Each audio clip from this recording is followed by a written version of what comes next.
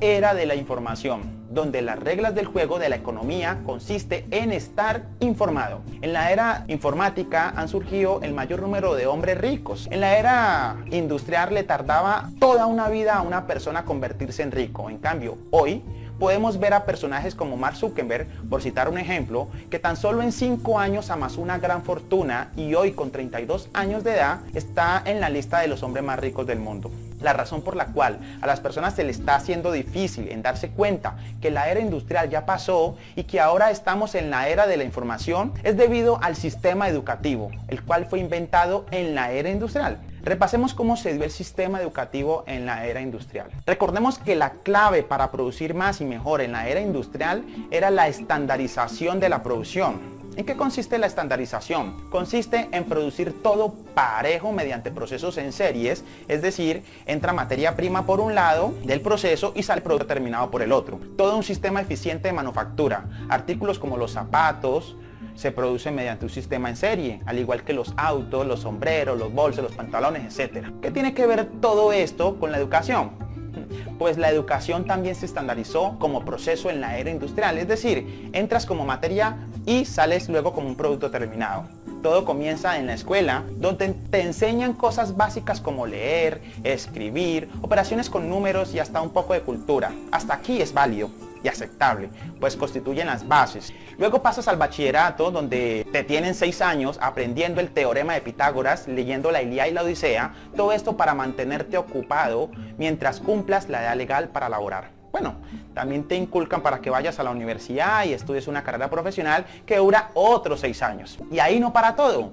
También existen las maestrías que duran 2 años o más, es decir, más de 20 años estudiando, y la gente sigue repitiendo el ciclo porque esto es lo que le enseñaron, que había que estudiar y estudiar, y ese es el bendito problema que tiene la gente que hace lo que ve hacer. Por esta razón encontramos cada vez jóvenes que se gradúan de las universidades y no consiguen trabajo, salen y regalan su mano de obra teniendo que trabajar por un salario injusto. A menudo se encuentran que hay trabajo allá afuera para ellos, pero un trabajo que no estudiaron. El chico vuelve a la casa y le pregunta al padre qué fue lo que pasó, y el padre tampoco sabe, y la preocupación ahora es pagar el préstamo que se adquirió con el ICETEX.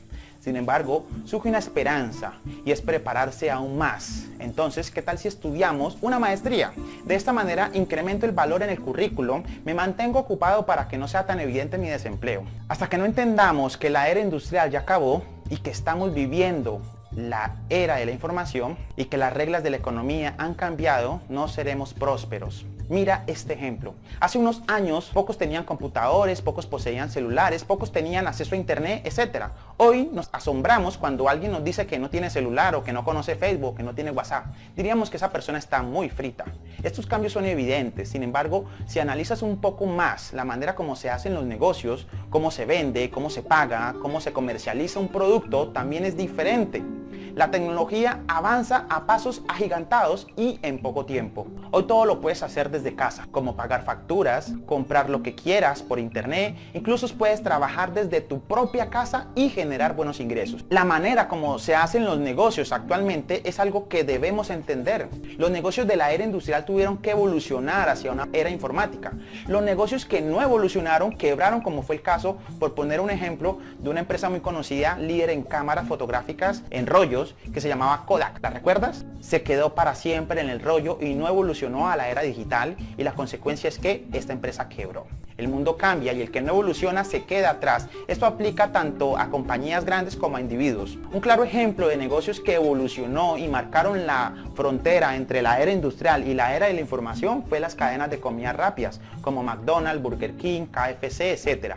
Estos negocios trabajaban mediante franquicias, es decir, su prioridad era establecer una red de negocios interconectados mediante un sistema de información. En otras palabras, estos negocios eran un híbrido entre unas reglas del juego de la era industrial y la era actual, es decir, la era informática. Sin embargo, hoy existen muchos más modelos de negocios propios de la era informática, los cuales tú necesitas saber si es que quieres empezar el juego de la economía de esta era vigente. te presento el network marketing. Ese es el negocio más atractivo de la nueva economía. Es llamado incluso el negocio del siglo XXI. Millones de personas están ingresando a esta industria que, a pesar de ser nueva, ya factura más de 700 billones de dólares actualmente, incluso más que la industria del cine y la música.